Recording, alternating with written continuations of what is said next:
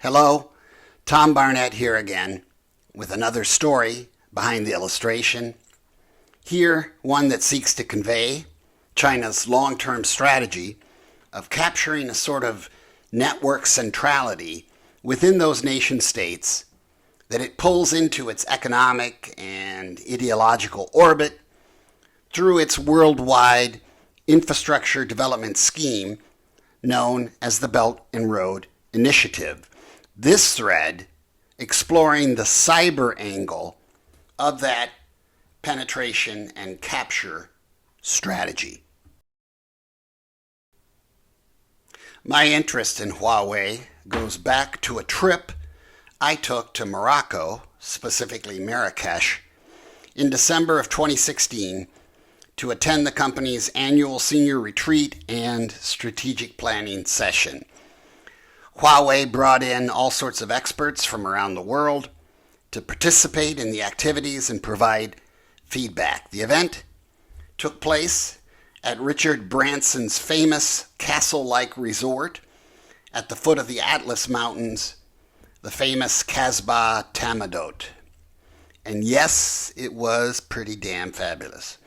All the company's top people were there, to include the legendary founder, Ren Zhengfei, and his kids. Huawei back then was just beginning to conquer the world, so it was an interesting time to be exposed to their thinking. Still, since I can assume Huawei keeps track of me, evidenced by years of Christmas gifts that always seem to find me no matter how many times we move, I'm going to also assume they enforce their non-disclosure agreements and let my story end there. Still, it takes me back to the initial shock of Trump's 2016 win.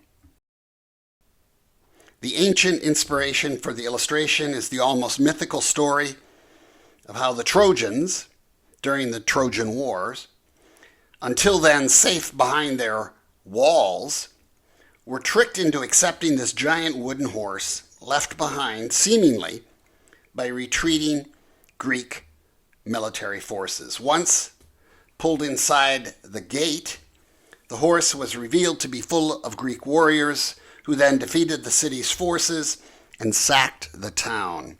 Hence the phrase, "Beware of Greeks bearing gifts." So the notion here is one of seeming to offer a valuable gift when in truth one has ulterior motives. Where I got the idea of linking the concept to Huawei, that would be from the Trump administration, specifically National Security Advisor Robert C. O'Brien, speaking at an international security conference in Canada in 2019. He described Huawei as basically a Trojan horse offering in its 5G networks, an offering that would subsequently leave the targeted nation vulnerable to all manner of Chinese manipulation. Jim Nuttall's first illustration went explicitly for the Trojan horse imagery. Why the hell not? And yes, it only made sense to recast the horse as a Chinese dragon. So yes, a bit obvious to label it specifically as 5G, but we're asking the reader to put a lot of ideas together in a single glance, so some assembly was required. More important is to convey how the average person is captured by this dynamic, here in Jim's second iteration being represented by that person in the foreground holding up their smartphone in an almost salute. Jim blew up that small image into something more dominant in the third iteration, where we can now also make out that the Trojan horse comes with its own cell phone tower, thus completing the image of connectivity between the company and the consumer, all somewhat stealthily achieved. To remind, this is the more mature expression of the capturing concept and image that I generated following the book's publication. The notion of capturing a citizen consumer in all their data fields through their smartphone, sucking up all that big data to make that capture all the more complete and executable, while simultaneously feeding the development of artificial intelligence with all that raw material. Moving on to the red team review, the feedback was to cut back on the transmission bubbles by limiting their use to clear examples of gadgets and to add surveillance cameras in line with Huawei's Safe City offering.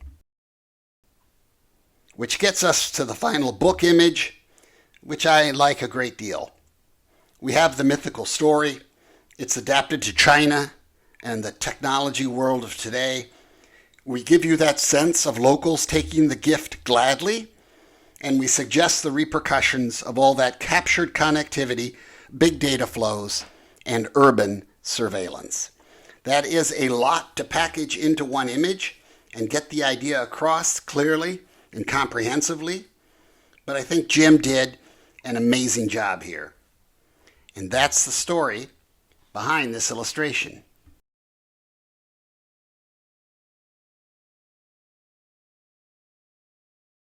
As always, we love it when people buy the book, when they recommend the book, when they praise the book online.